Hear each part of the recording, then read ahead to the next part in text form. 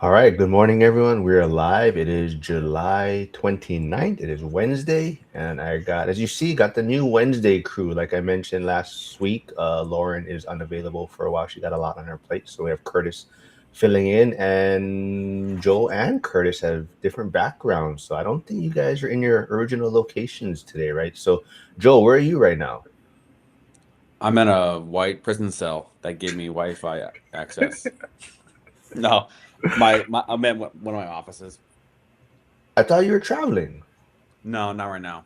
Oh, I thought you went to Detroit. No, that was over the weekend. I was in Michigan over Oh, the weekend.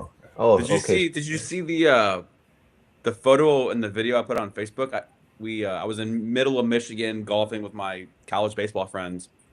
Went to WashU, and the third day was like back to back. Like they played 36 holes of golf on Saturday. I'm like, okay, I can't do that again. So Sunday, my buddy and we skipped out on the Sunday golf and went to the Tigers game. Got third row tickets for like $40. I'm like, okay, let's Yeah, I do it. saw that. I think, what did Verlander pitch or something? Or I thought you said I saw He was something just about. there. I thought he retired, but he was just there in the Ah, dugout. all right. And Curtis, you are definitely not in your normal. Where are you? Yeah. No, I'm also in Michigan. Um, Okay. yeah. So my loan officer, well, one of the ones that I use, she and her company flew me out here That's for right. for a UWM. training. Yep, for the UWM training, and so we had that all day of yesterday, but I've been here for 2 nights. This is our third day, and then we fly out back home this evening. Their campus is unbelievable. Holy smokes. Really? Yeah. 3 days? What can they be talking about for three Well, days? the training was only one full day. It was only Tuesday, but you gotta get it a little early. You gotta stay a little late. And if you're uh, single, right, no kids, it's like, all right, All right. let's man, you go. are just trying to get him in trouble right now to tax people and all kinds of stuff, man. He's trying to write this off, man. Hey, no. UWM Nah. paid for Oh. everything. Oh, nice. They even paid for an outing last night, and yeah, it was good. Oh, very cool. Just letting everyone know if you guys haven't seen Monday's live stream, Cody Davis and Brady Morgan. It was a very fun discussion about their different strategies, and a few people commented on the video saying they think both of them are a bit wrong. So I got that set up. Looks like Joseph Catropalia will be joining me and Cody on Monday, and we'll discuss kind of why he thinks Cody is less wrong than Brady, possibly. But it should be another fun discussion. But yeah, let's dig into this. You guys got anything you're gonna touch on real fast before we throw the first clip up there? You guys got anything? Anything else you Well, want to I'll say? just to Harrison's comment about when am I coming to DC? I don't know when, but it's gonna happen.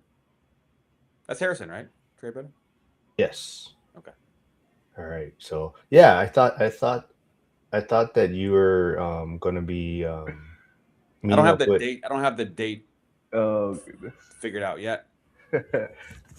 To Flavio's point, careful if you are in Lake Hood, wear your vest. So I actually do live in Lake Hood, but this summer I've been traveling to other dangerous places: Baltimore, Jacksonville, Detroit.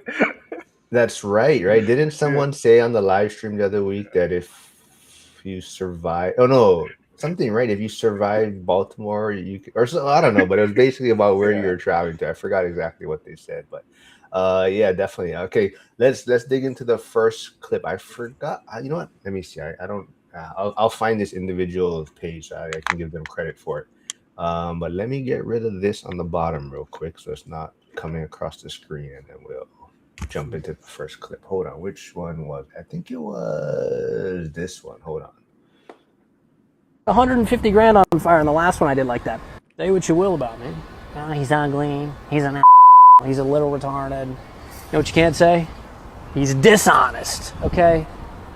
To my investors who are in these markets where the price to rent ratio makes absolutely no sense from an investment standpoint, why is it the gut reaction is, oh, we'll make it into a short-term rental? oh, well, we could just do a seller finance deal where, the seller will hold the note and we'll just do like an under the table happy ending $6,000 bear. Like, what kind of back office operation is that? That is not investing. Well, my cousin runs a rental arbitrage and he does short-term Airbnb. Like, no. These guys are like, well, we're just investing for cash flow. Dude, cash flow isn't real. Even in the markets I'm buying it, okay, you buy a house for 40 grand, it rents for $800-900. Okay, the AC goes out, the water heater goes out. There's your cash flow, okay? Well, Zach, we're only losing $600 a month. It's basically a free house. It's like, I don't think that's investing. That just might be a bad emotional purchase. Okay, when you guys start paying into deals like that, not a good thing. Okay, ask me how I know. Lit 150 grand on fire in the last one I did like that. You like this kind of stuff off my push.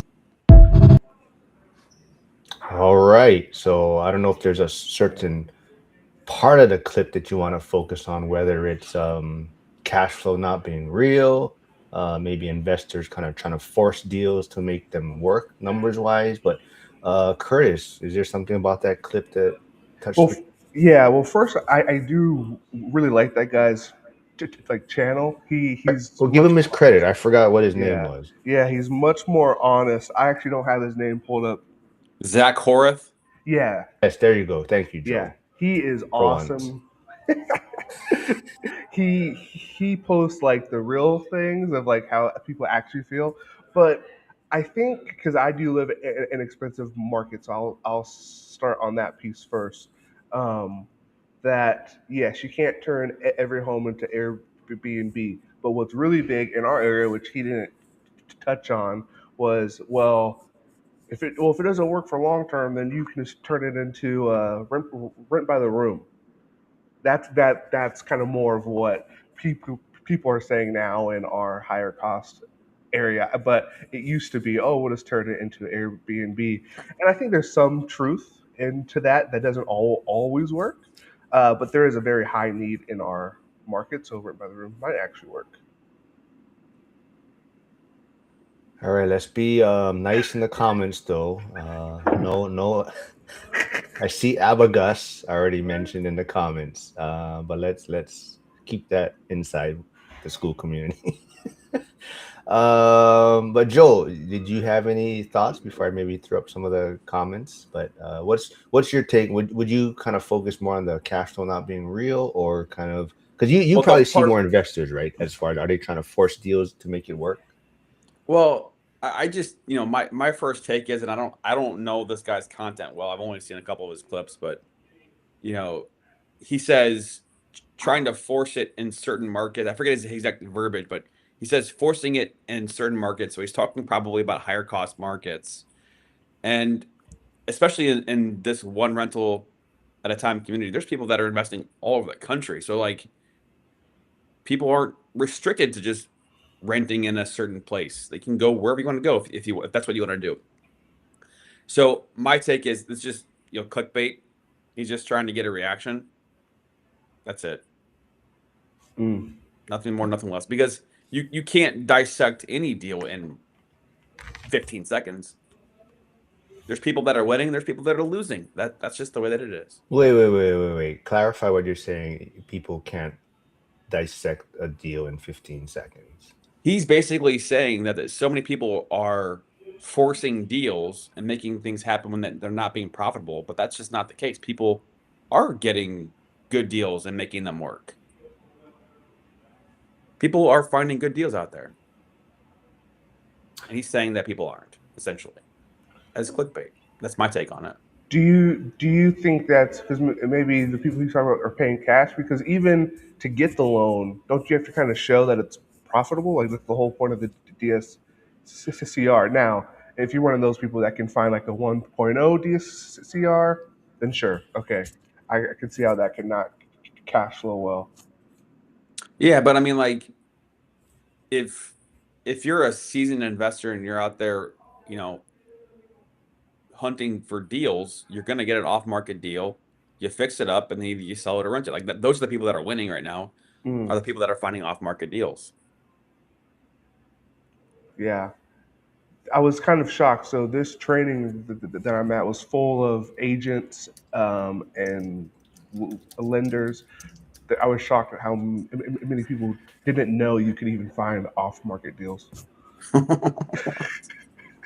Well, I think from what you're saying, Joe, is true. People are still finding deals out there, but I think this clip is targeted or clickbaited more for maybe, well, I don't know, but for new investors, right? So a lot of new investors who haven't been doing it for a while, who are trying to get their first deal, a lot of times are playing with the numbers to make it work, or they're being sold all these different ways that can make it work. So like for the longest time, short-term rental was the way to go. So you're not really worried about, you can buy in these higher cost markets because you can do short-term rental. And then, regulations started to come into play more, and then it started kind of impacting people's strategies. And then, everyone was doing the sub two for a while. And, as soon as the rates got a little bit higher, then sub two made a lot more sense, where sub two has been around for, 30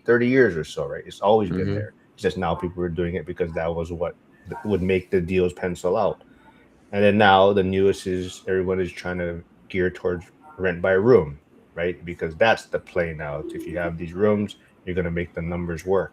And I just feel that's kind of more what he's going at, is where everyone is trying to find a strategy. And rightfully so. You do want to make the numbers work, right? But I think sometimes when you're a newer investor, you're getting sold these ideas that this is what's going to make things pencil out, right? So even Curtis, right? You're house hacking to Yeah. make a property work, but even then, there's probably things that you discovered after the fact that once you did, you did get the property, but there's these other things that you didn't maybe encounter or kind of run your numbers with in the beginning.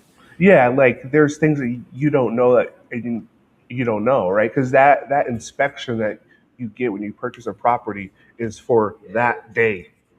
Once you close on it and you own it, something is going to pop up. I feel like that always happens when you buy a property. Is something that first year pops up. It might be something small. It might be and something big, but I think also in terms of cash flow, I think in some people's minds they have a misconception of what that actually is, right? They just think it's the rent minus what the payment is, and then that's it. Now, what's your kind of? I don't know if you guys caught that part too, what he was saying, and I forget it was. I think it was you, Curtis, that mentioned you kind of like his content Mhm. being a little transparent, honest. But what was your takeaway when he kind of mentioned about losing 150K? Sounded like. Yeah, I'm not really sure on how he did that. I wish there was like a video that he talked about that. I definitely see that maybe like I don't know how you lose 150K in like the Midwest when that's how much the house cost, but but but like in my area that has happened to people mostly because of a bad flip. Like the project took too long, there was a bad contractor, and then that delayed the sale, pushed them into another time of the year. Comps went down, right? So that's kind of how we see people lose big. But if you're doing buy and hold long term cash flowing rentals, I'm not sure how you lose that money. I mostly have seen it in the flipping world.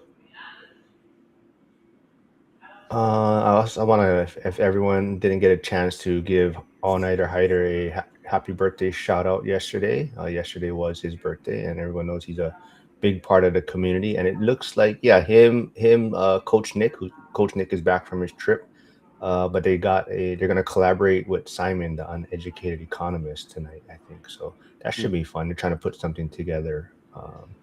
Yeah, Jason C. He heard me mention Joseph Kachapali and Cody jumping on a live stream next Monday.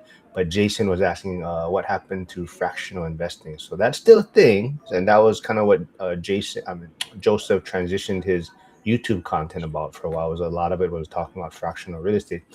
He kind of discussed why he's stepping away from that. Part of that is a new position he's taking at his company, I believe, where he's not going to be speaking on these certain things as much. But also, it was more the companies itself. I think the Mm. infractional that they still haven't worked out a lot of the kinks where it's it's kind of like a tech company that's trying to learn real estate at the same time.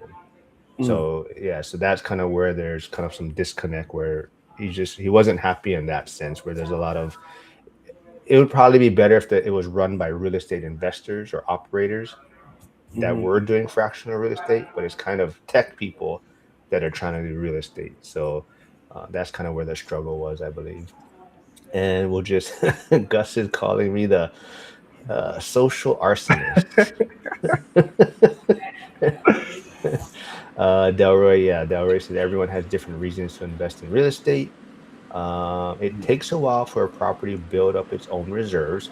I believe if you're doing it right, the tenant is paying for repairs, so your cash flow isn't being used. So I think that was maybe the biggest part of that clip, right, where people are kind of going back and forth on. You're seeing a lot more people saying long-term rentals don't cash flow, and there is no cash flow there, and I know Curtis and Joe, you guys might have a little different take on, but do you think what's your guys' stance on the cash flow part of real estate? I mean, like, I know Curtis, you that's something you struggled with, right? Talking with Dion, like, man, I'm at this point, cash flow is this amount, but when does that hockey stick kind of come into play, right? Yeah, I was very sad when he said, "Yeah, it takes like the year 8 for the hockey stick." I said, "Oh goodness gracious!" But I also talked to Millennial Mike about it, and he was like, "Hey, there's really not cash flow while you're in the building phase, because all that cash flow that you would have got is getting put back into the projects or put into the next one, and so it's not really real while you're still trying to grow." But it is very real because I see how Dion lives, and I know he doesn't go to work, right? And so at some point, it does shift, right, from fueling the projects to fueling your life. What about you, Joe? Is cash flow a myth, you think? I mean, do can people still generate cash flow from long-term real estate? I mean, it definitely depends on their strategy. Like if you're buying, like the guy Zach said something about buying $40,000 properties in the Midwest. Like if you're buying a $40,000 property, you know that area is not going to be appreciating, so you better have cash flow because that's your only source, or the majority source of your wealth creation is going to be with the cash flow. The Hmm. appreciation, the equity buildup with the pay down on mortgages is only going to be limited. Now, if you're in Washington, right, and you're just trying to break even because your appreciation is going to be there over the long term. Like in St. Louis, Missouri, like I bought my properties as primary residences initially for the first 3 or 4, and then turned the other ones into rentals. So I was just trying to break even. If I was breaking even, then I was going to be okay because I was working, I was focused on my job. Like, Hmm. cool. If you're out there buying out of state rentals in Gary, Indiana, or Timbuktu, Iowa, or Nebraska, I mean, you're probably gonna need to have cash flow for the whole strategy to work. So, I think it depends on where somebody's buying, obviously, and what you're doing with the properties. Are you forcing appreciation through certain things? Are you renovating? Are you, renting by room? Are you doing sober living? Like, obviously, it depends. So, cash flow is, I mean, if you're buying shitty properties in the Midwest, you got to have cash flow. Yeah, and what's your all's take on reserves? I know Joel, you're on like the lending side, but you also have a few properties. Mark, I know you have multiple properties, uh, but I'm under the belief that reserves don't need to be like per se for like each property. I know Frank does that because of his past. He's got burned a little bit, so his reserves are a little bit higher. But do you guys kind of do reserves for each property? Do you kind of do it as a grand total? You want to go first, Joe? Um, I'll be frank. Like the way that I ran my stuff when I was at my peak and had 15, 16 units, I should have been more organized. But like my stuff was just kind of a mismatch of stuff coming in. I My property manager did the most of it. They let me know when we needed big things to get done, and I would just transfer money. So like I was just more hands off, and the property manager did the most of it. No, I think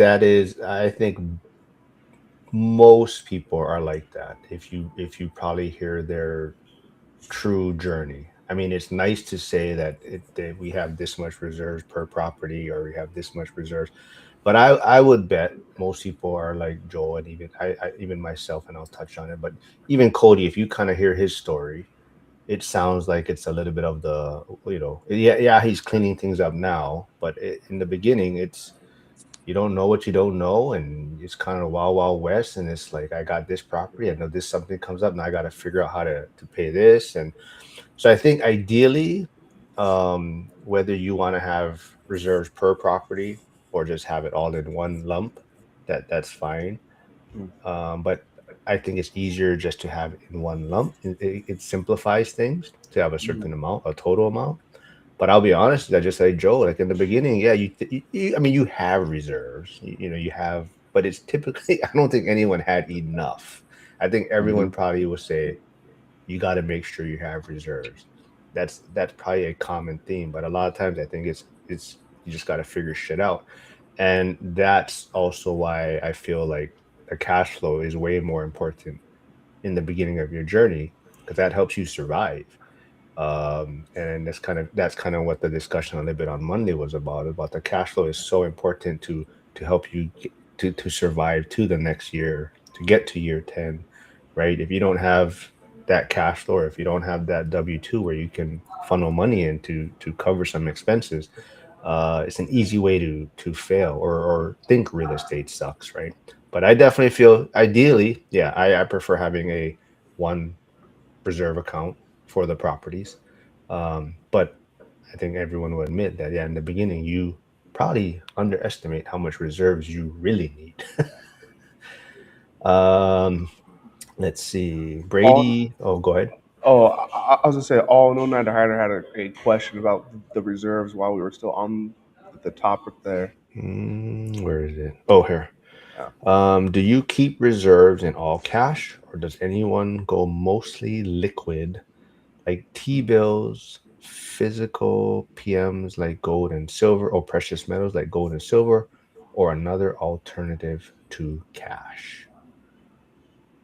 Yeah, for me, it's not like underneath my mattress or anything like that, but it's nice in my bank account. It's there just in case. The way that I think about it is if I had to end eviction, or some people stop paying or something like that, then I can go a couple months. Joel, yours under your bed, or how you? No, no, no. I mean, yeah, I like to have it in a cash account, a, money market account, get at least 3 or 4 or 5%, and then beyond my reserves, then yeah, it's in other places. I'm investing elsewhere. Yep. So yeah, definitely for me, cash or high yield savings account. People have their thoughts on it, but there's a lot of people that do like the infinite banking concept, the whole life insurance policies, and using that as a tool to take loan from or use it as reserves and things like that. But I think the easiest is, yeah, high yield savings account. And on that topic, I don't know if any of you or you guys got your X money yet. I don't know, Joe, did you get your notification yet? So if people I are did. on X, yeah. Yeah, and I was at a restaurant grabbing some food, and I was trying to upload my license, and it said it was too dark. So I was like, shit, I'll do it. I'll do it later. So I'm midway from applying. Yeah, so people, if you are on X and you don't know or not familiar with it, I don't know how long it's going to be.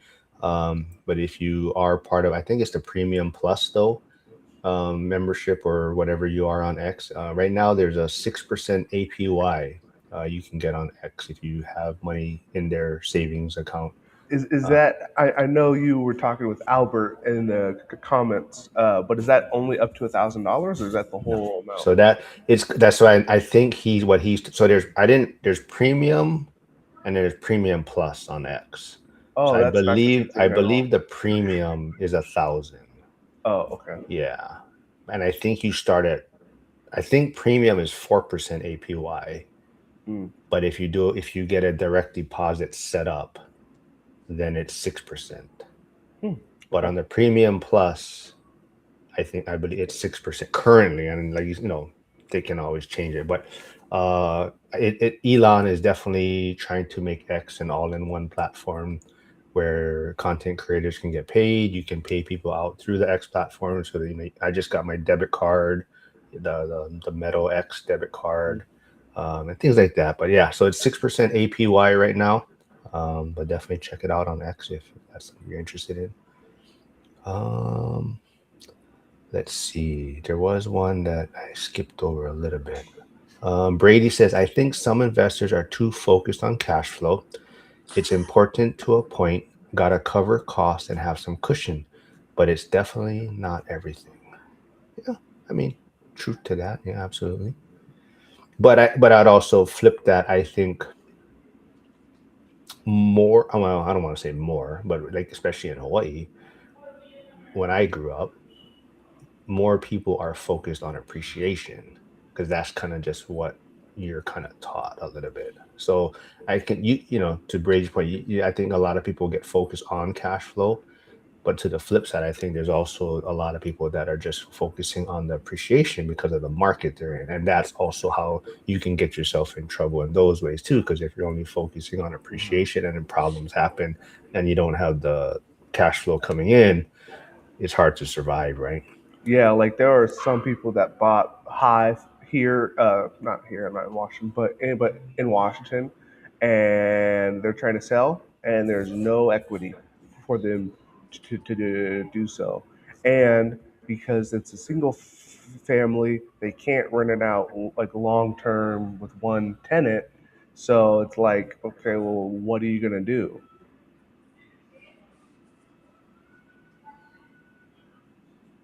Was just sharing. Sorry, I was just sharing Curtis and Joel's channel. So if you haven't had a chance, jump over there. They are live streaming right now, also. So Thank you go for doing that. go subscribe. I always take care of you guys. You guys come on here. I'm always willing to support you guys. Let's see. There was a few more that I want to get to. Can I throw one thing in real quick? Yeah, go ahead, man. Yeah, so my Denver interviews with Jeff White and Staleka just dropped. I'm dropping them in like 10-minute increments, and so that's finally coming out on my channel. My LA interviews are coming out soon as well. So You mean excited about Sulaka? that. What did I say? No. I remember I messaged you. I said, Oh, dude, your editor is horrible. Yeah, They I had to go always in and they change it always spell the myself. names wrong on Joel's videos. I'm like, SUE. Well, when I was on SUELAK. when I was on Joel's channel, they put another black guy on the screen.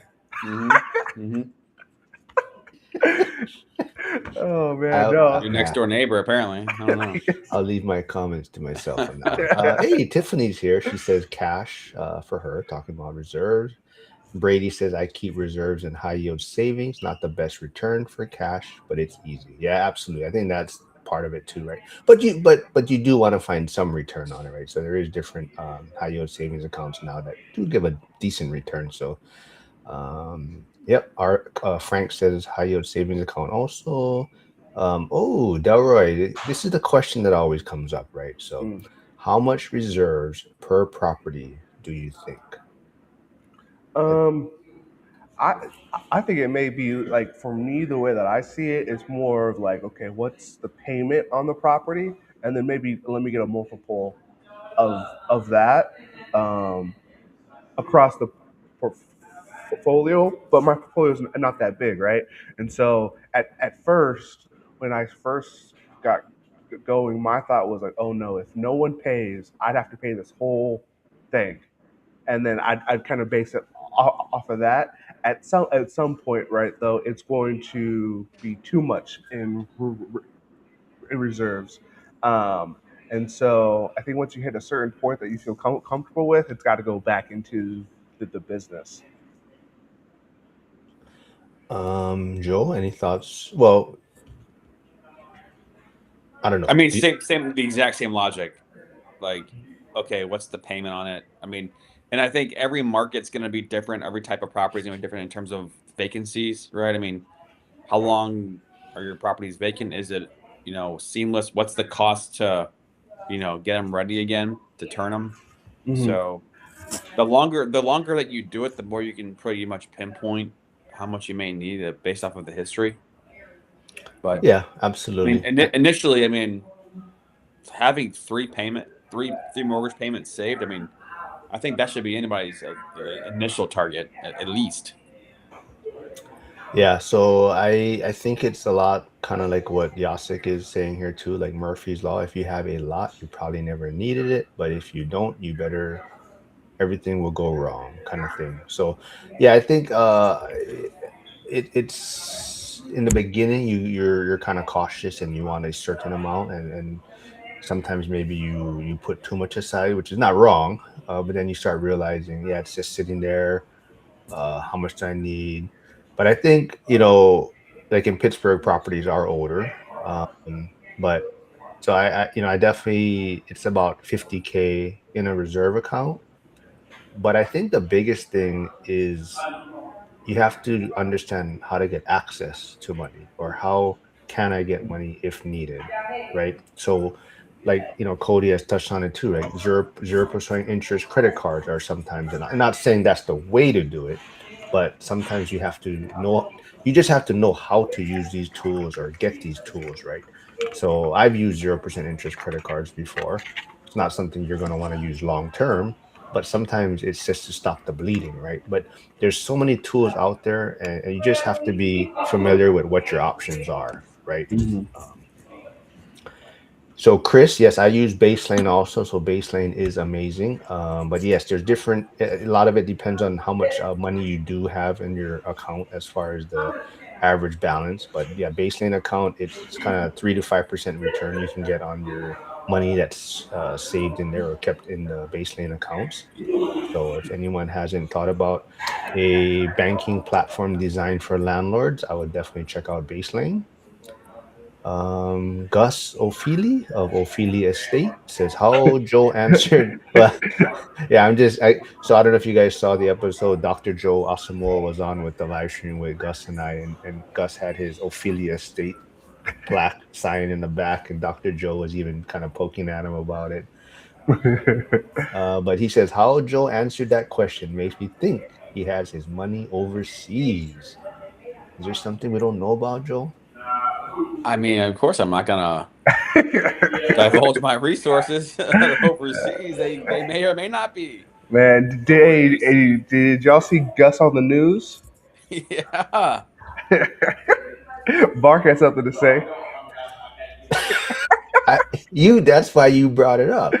But like I told everyone, if you haven't seen, definitely go check out Gus's Facebook. I don't think he posted on Instagram, but his Facebook page, he was on the news for his area, talking real estate.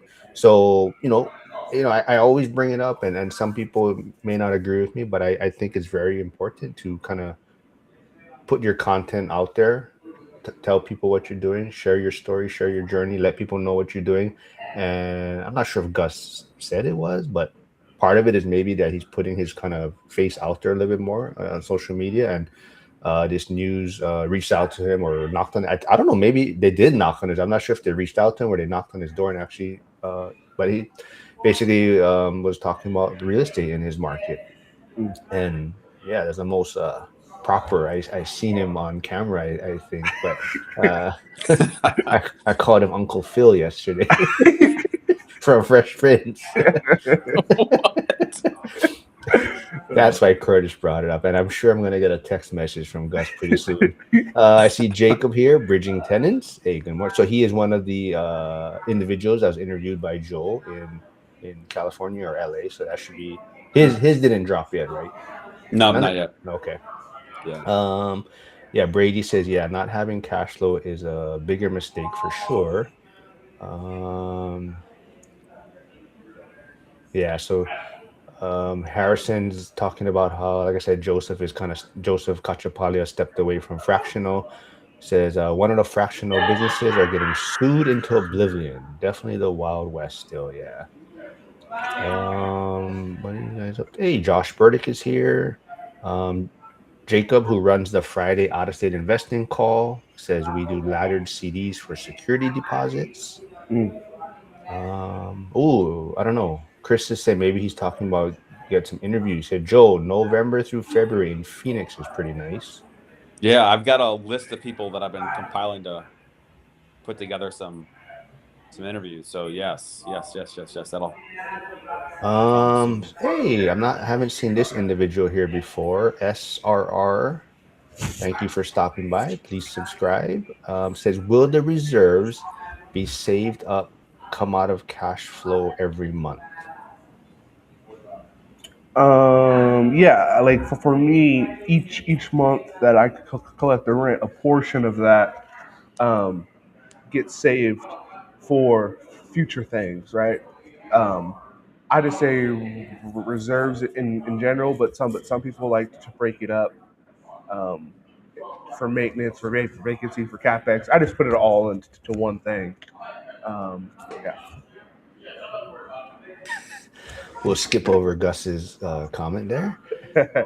You can read it in the chat. But Josh Burdick says, where is the video of Gus? I believe it's only on his Facebook page. I think he posted it on Facebook, Josh. Joel, but your thoughts about SRR's comment about will the reserves be saved up, come out of cash flow every month? I mean, I love this question because I think it goes back to the mentality, right? I mean, if you go back 10 years, the people who invested in real estate were, I mean, at least just from my perspective, were people that were rich. Rich people owned real estate. It wasn't obtainable for the everyday person. And especially in those days, I mean, social media just wasn't as prevalent as it is today. So, we're talking about everyday people owning and being successful in real estate. So I think kind of going back to the W-2 and also All Night Hider talking about how he doesn't have a W-2 and he's out there hustling as a contractor. So I think especially early on when you don't have the time to use cash flow to build up reserves, I'm in a sales job. So like I work nonstop to try to be able to get ahead, save money so that I can, deploy the cash into investments and real estate, things like that. So I think early on, the mindset, at least in my opinion, because I don't think it gets talked about enough, is that you got to be out there hustling to go earn money somehow, some way, so you can build up the reserves. You can't rely on the properties to do that, especially initially. So that's my take on it. In that sense, is that we got to be talking about more about income. What are you doing to increase income? Yeah, and I think within that first, I don't know how many years, probably at least for the first 6 years, you have to not only have reserves for your business, but you also have to reserves for for yourself, right? Your tires, your might go out. You might have to go to the doctor. Something might happen, and so I think for some people it can be tough to try to balance building the reserves, self-funding their property reserves, but also keeping the reserves for themselves. Thank you, Hyder. Looks like he was able to find That was fast. Gus's video on Facebook. So thanks for sharing that. Yeah, I think definitely, for myself, what was the question again? Whether Jeremy say that kind of, yeah, I mean, you kind of when you kind of analyze the deal initially, right? You kind of already putting aside some for reserves. So there's regular like bigger capex type stuff and regular kind of general maintenance. You're probably allotting for. For myself though, the thing where I'm at too though is my lifestyle is not. A lot of it is because my son. I'm not able to travel as much as I'd probably be wanting to. But then also my parents are getting old, right? So I don't see myself yet spending months away like Dion does. I think for me, it's like so. Actually, my expenses is fairly minimal for the most part. So it's easy for me to build up the reserves right now, or replenish the reserves a lot quicker, just because I'm not able to spend as much money as I probably will be once other things happen in life, I guess. But Well, I mean, when you grew up in the Great Depression, I mean, you gotta have that. anyways, let's see. Bridging Jacob says there is a nuanced difference between reserves, already have it, and accruals set aside, monthly capex, vacancy as you go. Yeah. Yeah. I mean, I agree with that. but I, like I said too, I think for most people, they will probably admit when they started, they when they look back on it, they probably didn't have as much as they should have. And part of that is you don't know what you don't know, but part of it is sometimes you gotta just get started. I mean, you do want to have reserves, of course, but a lot of times if you're trying to get to this certain amount, I don't know. I just feel like you're constantly chasing, right? You're constantly like, oh, I got it. I need this. I need this. So, yeah, you do want to have a certain amount ahead of time before you get started. But I also, like I said, at the same point, is kind of um, got to know what resources you have, what tools you have available, right? Gus says, yeah, there you go, Gus. See, that's why Hyder, like I said, he's a big and I think Joe, you just mentioned Hyder too about not having a W-2, and I think Hyder mentioned it in school. He posted it that I think this was going to be his last trip to Alaska for during the cannery, the fishing for the summer, because it's just starting to realize I think maybe it's not as lucrative or beneficial when you start factoring in wear and tear on the body, time, all this, and what he's stepping away from, right? So he did post about that. So Hyder, I think, probably a good decision it'll be in the long run, right? Brady says no, but according to Cody, you can't replenish reserves from personal income. It has to be from cash or the deal don't make sense. Yeah, so definitely if people want to know more about what Brady's kind of touching on, the live stream is on my channel and Cody's channel also from the Monday's fun discussion about the two different strategies. Yasik says sounds like excuses to me. All right, we'll skip over that. See, yeah. Josh is saying nice Bangor news clip, Gus. Absolutely. See, but no one wouldn't, not no one. People would not have known about it if I didn't bring it up about Gus. I think Mark, you introduced him on one of the live streams as aspiring influencer. I think you used the word influencer, and I do not use that word at all. I use it too because I know it. I use it because I know it. He doesn't like that word. Oh, I wasn't sure what the context was. I mean, so that's why I called him famous Fame Gus in the comments, because I mean it's just bound to happen. It's inevitable. Well, yeah. I mean, did you see who he had on his podcast? So what if you haven't seen his podcast, this last Friday, last Friday on Behind the Doors, he dropped an episode with some heavy hitters on. Had Rod Khleif, Michael Zuber, One Rental at a Time, and I said I gotta go find his. I always forget his last name, but Gino. I know Gino does multifamily, but he's a big player too. So definitely a great episode. You got to go check that out on Gus's podcast. And usually he drops a new episode on Fridays, so be on the lookout on Fridays is for the new episode. Harrison's asking, are you talking about, let's see, I know Mike Rowe was on Graham Stephan, so let's see, what do you guys think of the recent Mike Rowe video recently going viral on large podcast pushing for trade work? Curtis, have your students been excited to go that route? Yeah, I don't know the exact clip that he's talking about, but I do know Mike Rowe has been on podcasts a lot here recently, really sharing and showing what the blue collar life can pay and what kind of life it can do. And what's really cool is there's a coach at my school. He has a plumbing company that's like local, and he's on billboards all over town. And he pulls up to practice and games in his Lambo. It's like a bright green thing, but he's a plumber, and so the kids didn't really know at first, like, oh, whose car is that? And then when they find out that it's this guy, the plumber, then they have a lot of questions, like, oh, I didn't even know you guys could make that much money, and so that's a great conversation starter for sure.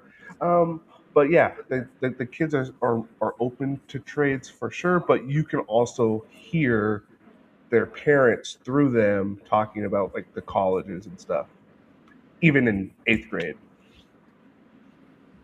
What about you, Joe? I mean, any thoughts on that, or even you at having young twins? I mean, are you going to kind of hopefully maybe veer them down that path, or? I mean, every kid's different in what they may, be skilled at or want to do, et cetera. But yeah, I think it's a great opportunity. I mean, because I wasn't sure if this is what Brady was getting at earlier in the comments about, not needing labor. But if you're in the trades and then you go into real estate investing and you want to go fix up a property, you have the experience and the skill to be able to do a lot of stuff on your own, not have to pay as many contractors or any at all. And you just have a leg up on so many people that, don't have the skills to do that work. So especially if you're a real estate investor, I think it's a great tactic or a field to get it in. And if you can make 6 figures plus and not have to go to a 4-year university and spend a $200K, I mean, it's a great opportunity. Yeah, I'm sure I don't have the number correct, but I want to say Mike Rowe mentioned on Graham Stephan's podcast recently what there's like 7 million men not in the workforce or something like that. I wanted it was a crazy number, but that was definitely a great episode. But they were talking. It was funny, Mike Rowe's journey though. They were talking about how he was on QVC, right? He was doing that, and but he was talking about I think it was lucrative trades position, or the one that he would or he's noticing probably in that school that he has. I think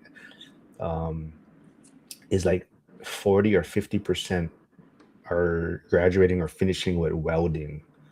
Like that seems to be the field or profession that a lot of individuals are going down. And he said, I think that is, not everyone's going to do it, but one of the biggest paying ones, but it's also very risky, is the underwater welding. He said that is very high risk, but it's like it pays crazy amount of money. But Yeah, like don't people like die doing the underwater welding thing? Like that's like didn't he say like 40% of them end up dying or something? I don't know if I heard that part, but I know or like that is have like an accident or yeah, probably maybe but yeah, absolutely, you're getting paid for the hazard rate of it too. Oh right? my goodness. Troy Roberts adds in, my systems is to set aside all income on property and reserves for at least 1 year worth of expenses and principal, income tax, and insurance after optimization has been completed. Yeah. Brady says, I tell anyone trying to find a career path that they should strongly consider the trades if it fits their likes and abilities. Huge opportunity there, and you don't have to be labor till you retire. Yep. Hyder says, yeah, great summary on why he's leaving the commercial fishing. Brady adds in, the trades have a shrinking labor force and increasing demand. Josh Burdick says, don't call Gus an influencer. He's now an industry professional. Oh. So I was asked this question multiple times, and I think we talked about this also on last week's live stream about, the younger generation in their 20s and 30s. Are they house hacking? Are they getting into real estate early? And I'm just not seeing a lot of that. I think obviously there's plenty who are, but I don't think there's enough people doing it. And especially talking about people in the trades, like, oh my God, if you're making 6 figures, you're 27, like, why not house hack? Is there enough education and people talking about it enough? I don't know. Well, I will say on the flip side is that when you do educate them or you show them, hey, this is an option, there's a lot of defenses that they have or reasons for not doing it. I'm not here to say if they're valid or not, but it's kind of like, okay, well, that's your own choice. Like I've now given you the information. Now you can't say that you didn't know. So what you're saying is that when you go get your green Lambo, then the kids will listen? Possibly. But if I have a green Lambo, I'm no longer teaching. Fair enough. Yeah. You can they can invite you back. Yeah. Teach her the Lambo.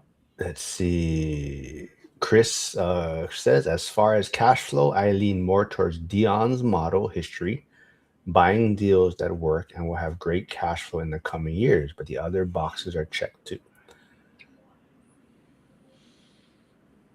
Well, I think I would not tell a new investor probably to go that route.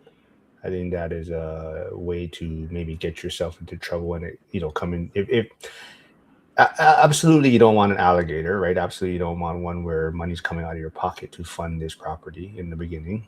But definitely I think in the beginning cash flow is very critical to where it helps you survive and get finished or get past the 5 years that suck.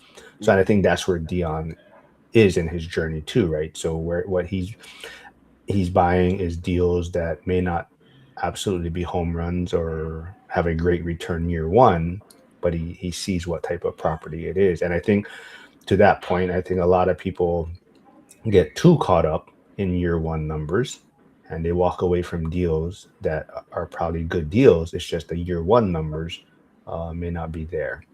And if those of you that may not have tuned into Michael Zuber's office hours on Sunday. So if you don't know, if you're in school, he's going to start doing every Sunday live stream Q&A in the school community when he's not traveling. But I don't know if anybody picked up on it. Oh, no, actually it wasn't in there. It was on Gus's podcast. So once again, giving Gus a shout out on his Behind the Doors podcast. If no one picked up on it, if you heard Zuber talking about a deal he's possibly working on or looking at, he mentioned that he's going to be like negative cash flow for like the first X number of years.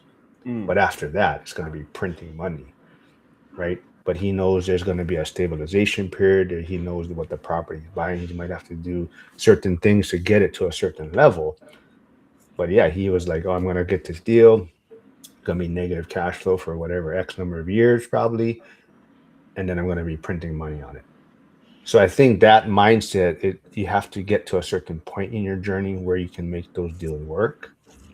But for the people that are getting started, I mean, those are the kind of things that those will get you in trouble early, I believe. Yeah. And as far as cash flow goes, I actually just did a video on my channel. I think it posted this morning, kind of saying how even one rental can save you 10 years of having to work. And I used the teacher retirement plan. But if you have any type of retirement plan, the math will still probably map out. But yeah, one property could save you 10 years. Yeah, so I think I saw that. Was that the pension one you posted? Yep. So I saw you posted about how if you retire early though, it can cost you X amount of money, right? Yeah. It basically cuts your pension in half. Is if you retire at 55 instead of 65, and for a lot of people that's a significant amount of money. And what we all advocate for is kind of house hacking or buying stuff when you're young.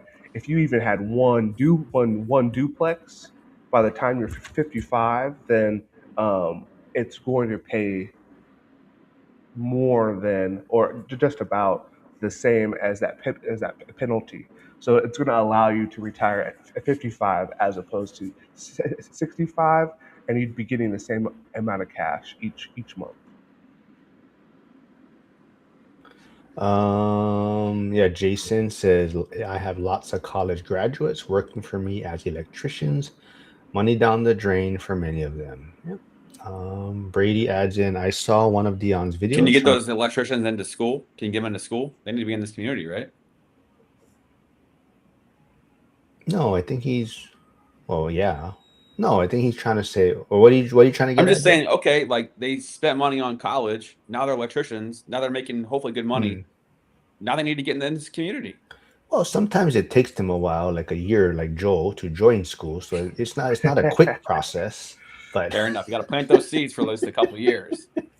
But Chris said, I just saw one of Dion's videos from like 5 months ago where he was talking about that was a great way to think about it. Everything that he considers before cash flow in a deal. Yeah, I think it's like 7 things he kind of considers before or looking at a deal. That 7 things that come into account before the cash flow that he looks at. I believe. Mhm. I think that's the way it's phrased. Yeah, we don't want to go private public school debate again because it always goes into a long discussion. But Chris is saying, but a handful of my students are headed to trades, especially HVAC. Also, others going straight into real estate. Let's go. Let's see. Yeah, Brady says year one isn't everything. That was kind of what Brady's point was for Monday. He was saying in the Cody and Brady discussion on Monday. Tiffany is saying great video, Curtis. I'm not sure. I think the pension one she's talking about? I think that's the one she's talking about. Yeah, thank you. Chris. Yeah, so I even show what the numbers are, what the equations are, so that way folks don't think I'm just pulling these numbers out of my wahoo here. And so I actually show on how it breaks down for here in Washington, but I'm sure other states have something like it. Shoot, we're almost at an hour. I didn't realize I'd never get to the other clips, but yeah. So the initial clip was kind of talking about how cash flow wasn't real. A lot of people trying to force deals to make the numbers work, and I think Dion almost goes the opposite route, where he's not forcing things to make the numbers work. He's looking at other factors, which will play out in a few years on why the deal should be done, right? So, but on that person, I forget, you guys know his name, but we'll just throw this other clip there so we have maybe a little bit more to discuss towards the end. But this is the other clip from that individual. I'll probably cut it off a little short. If there were a hill that I were to die on, it'd be this. Get out of your hometown immediately. Jessica from small town Pennsylvania, I'm speaking to you. There's more to this life than bachelorettes in Nashville, Tennessee, and a once-a-year trip to Florida, I'm telling you, everybody's going to tell you no. Your parents are going to tell you it's too expensive. Your friends are going to tell you it's not a good idea. You don't want to move around like that. You could get yourself a home with an unfinished garage for a few $100,000. Come on.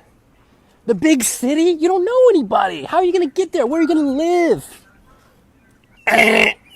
I hate to break it to you, but you got a better chance of moving to a completely different city and state and it actually working out as opposed to everything blowing up and, oh my God, I got to move home. Whoop-de-doo, you're there right now.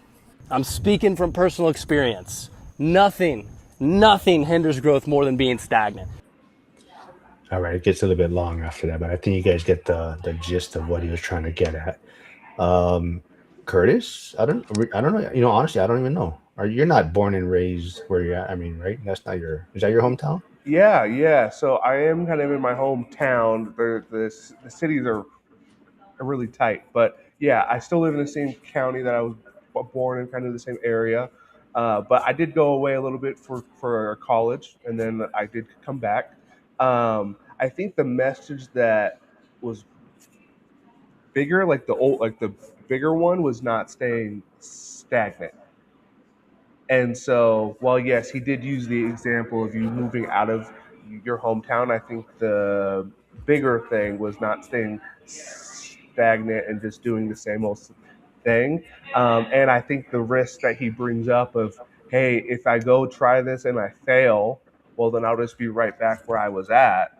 That's always the example that I use for when it comes to investing and buying properties or house hacking is, hey, if I fail at this thing, well, I'm going to live a pretty normal life. I'm just going to be like everybody else. So if that's the worst that will happen, I might as well try.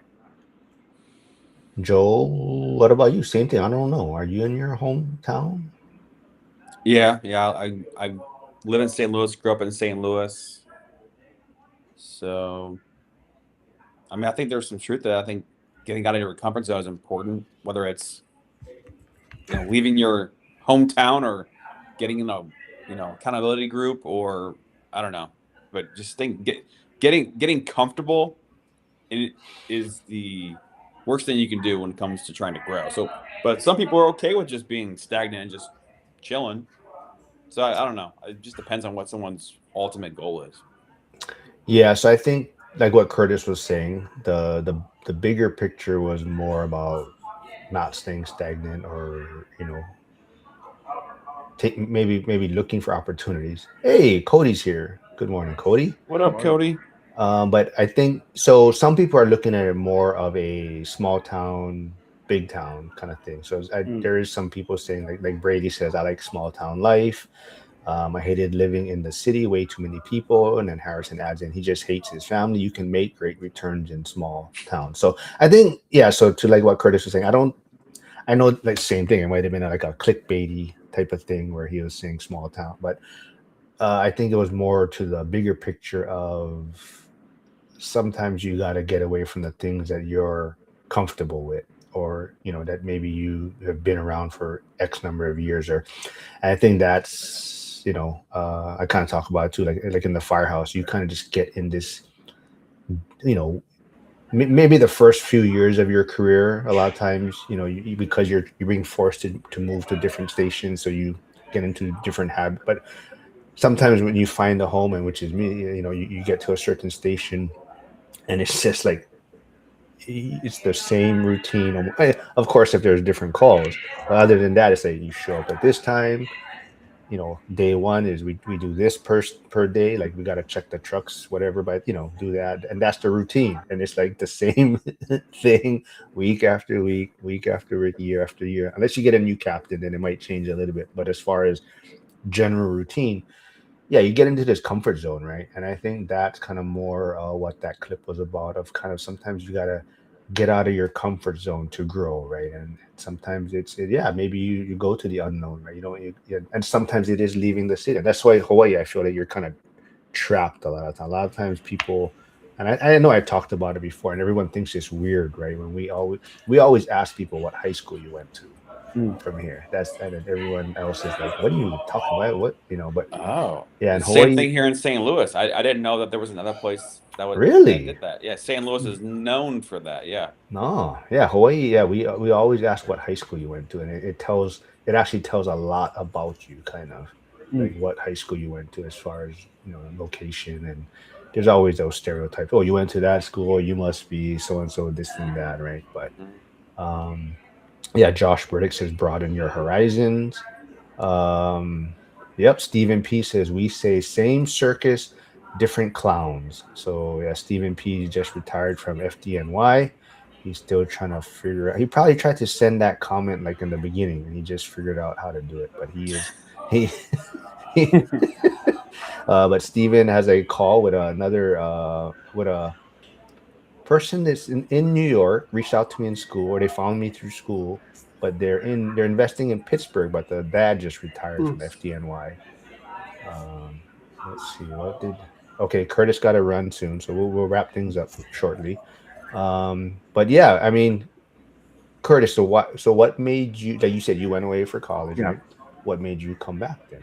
Yeah, well, there were some external circumstances that required me to stay by the family during that time period.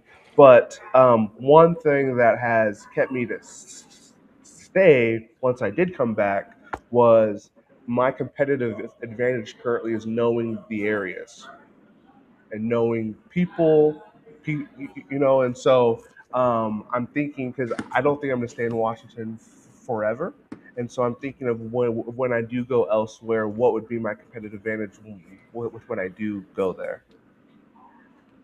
Interesting. That makes a lot of sense, though. I can see that. Mhm. Yeah. I mean, if I could do things over, I definitely would have relocated much sooner, or Mm. done more of that when I was younger. But hey, you just get caught up in being comfortable. And I saw this agent who's in Hawaii who does pretty well, but it's pretty cool. He's basically taking his business to Dubai.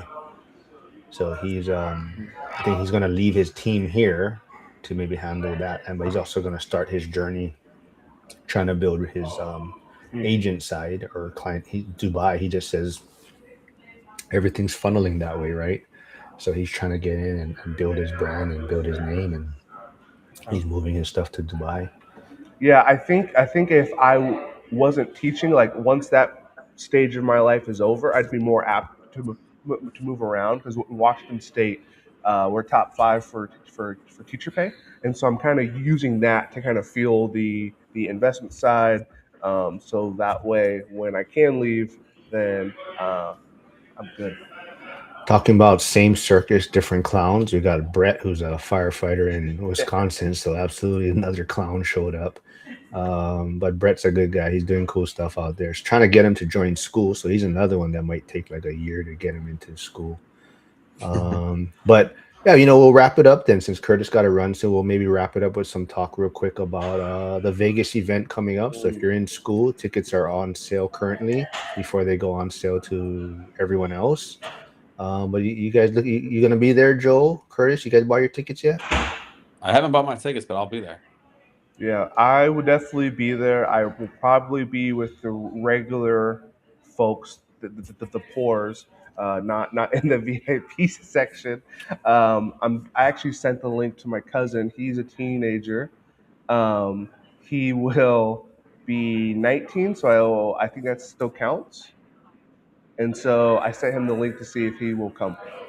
Very cool. So yeah, what Curtis is talking about, I believe there's 50 spots for teenagers to attend free. It's Cody Day. They're gonna get like a Cody Davis is putting something together to kind of have a talk with the teenagers, and the event's gonna have a lot of stuff put together for them. I believe Zuber said the theme a little bit is it's going to be ladies this year, ladies driven or focused. So the two speakers opening day one and day two are going to be both going to be females. I know day one is Emily Lopez, who's in the school community, and my Friday guest. I'm Sweet. not sure who the Sunday one is yet. Do you know what our topic is going to be? I loved her breakdown of what things cost. Did you mention that? I know someone else put that in the chat the other day, so I'm not sure. Yeah, that wasn't me, but her talk with Zuber just going down through what a flip is or what things cost. I thought that was awesome. Huh? Yeah. I mean, she's all for whatever I think the audience may be looking for, and Zuber probably leave it up to her. So it's really probably she has a free range or whatever she wants to talk about. But yeah, I'll let her know that's what people enjoy about her stuff. Joel, you any thoughts yet? VIP general, you have any thoughts on that yet? I haven't thought about it. Janelle says my 16-year-old turned my own advice against me. Ooh, I preach save to invest, and now he's leaning towards Fresno State to save money. Part of me loves it, but part of me wants him to experience life away from home. Ooh, interesting. Yeah, that's a tough one. That's gonna be another. We're gonna have to have see. There you go, Janelle. We got to bring you on the live stream, and we can dig into that. Hey, morning, Jen. Jen is a good thing I delegated to Jen, and she's doing some good work. We might have a group coupon code for the Grand. Ooh, So nice. she's working on possibly getting a discount code for a group rate at the downtown Grand, where a lot of us do stay in Vegas. What's the other? Oh, we had to change tomorrow's live stream. It was set for Thursday, but it's going to be moved to Friday now at noon Eastern. Christine, who's in the school community, is going to be talking about her journey, and she might have a lot to kind of say on this topic because I think she graduated high school. Well, she can talk about more, but she graduated high school, I believe, and she kind of just traveled. And there was other things happening. COVID happened, and she had to come back, and that's kind of where her real estate journey started, or investing, and now she's really trying to do that geo arbitrage, and that's kind of the vision for her. But yeah, that's all I got. I mean, like I said, I appreciate everyone tuning in. Yeah, Janelle says, Jen's working hard on it, so everyone always thank Jen for working on it.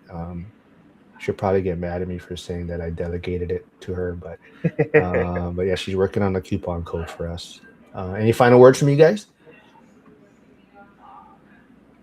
No? Good. Nope. See you guys Friday. We're all set for Friday then? That is the plan. I am helping at the Christian event. I thought that was tomorrow. It's a couple of days. It's a 4-day event.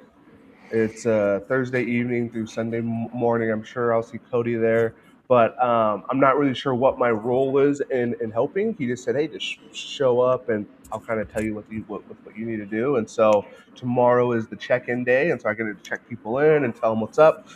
Friday, I'm just not sure yet. Yeah, Troy makes a great point. So, like I mentioned about Zuber, he says, is Zuber going to have a negative cash flow? Or is all the cash flow going into optimizing and renovating property in order to increase rents, equity, and value? Yeah. that could be what he meant by being negative cash flow. So anything that's coming in is going to be going directly to the property. But all right, everyone, it's always. Can I throw one thing in there? Yeah. Speaking of Vegas, and like we talked about like the dating thing, and like obviously it's goodness. harder to find girls that want to go to a dating thing. And then also, Curtis, you talked about it's easier to buy real estate than it is to find a girl. I can probably agree with you on that. So I feel like we need to like put our heads around like I don't know like a woman finder like exercise, like find women who are cool with being like the spouse as part of like your house hacking journey. Like that would be a lot of fun. Like what's the criteria that actually we probably need to bring Suleika on. Like what's the criteria that a woman would need to be able to fit into to be that spouse on the journey? What do you think? Yeah, I don't know. I mean, if you go watch Curtis's clip, or I think I shared it. I think that's the most recent clip he put out about the dating profile and how we screen our tenants better than we screen our dating. But yeah, it might be fun. See, Jen is saying, what kind of event are we going to have now? So yeah, Troy says Zuber doesn't buy alligators. Very true. What's the show with the where the guys and the guys pick the girls, the reality show? I'm completely blanking. Love on is that one. Blind. The original one. Bachelorette. Bachelorette. Yeah. Bachelorette house hack style. Well, that's kind of like Vegas. There's 100 dudes and 2 girls, so yeah. Oh man, you guys are gonna get all right. We can bring that up on Friday then. But Zuber doesn't buy alligators. Yeah, I mean I agree, but I don't know. Would he recommend anyone else to do that deal? Right. Yeah. So that's the thing, right? Would he advise a new investor to do that deal, right? So, but yeah, definitely. Like I said, I think the big takeaway is I think people focus too much on year one numbers, right? And that's the part, right? We just got to get comfortable with. But everyone, thanks for tuning in. Hopefully Jen gets that coupon soon to put it out to the community. And I'll see everyone back on Friday. It'll be twice, Emily, and then I'll do the live stream with Joe and Curtis and Christine. All right, everyone. Thanks for tuning in. All right, see y'all.